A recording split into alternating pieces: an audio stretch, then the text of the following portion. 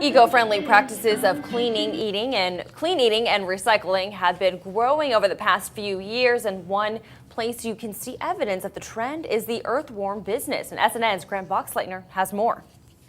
Sarasota resident Alex Boudreau started using earthworms for composting 20 years ago. A lot of the table scraps that we put into our trash cans eventually get diverted to the landfills and are filling up landfills. And he's been feeding these worms table scraps ever since, a move he says is his part of helping the environment. We take anything that's vegetable based, pasta goes in, anything that we don't eat or scraps from trimming vegetables. He says keeping the worm bed is simple and does wonders for his homegrown vegetables. They'll do it with no smell, there's no noise, and the byproduct from it is really great soil for your garden. And earthworm composting on a much larger scale is taking place at Orange Blossom Community Garden, just a few blocks away.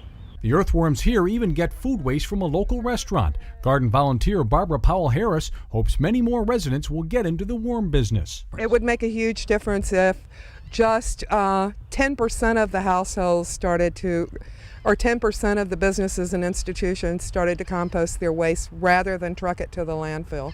Sean Moore of Greenleaf Worm Farm in Port Charlotte says business is growing as more people become aware of what they eat. Things are increasing as far as natural foods, organics, what have you. And you can see it in the advertisements, you can see it in the media. Boudreau, meanwhile, plans to keep reaping the benefits of these worms. It makes me feel good to be able to take our kitchen scraps, divert them from the landfill, put them out here. Reporting in Sarasota, Grant Boxleitner, SNN Suncoast News Network.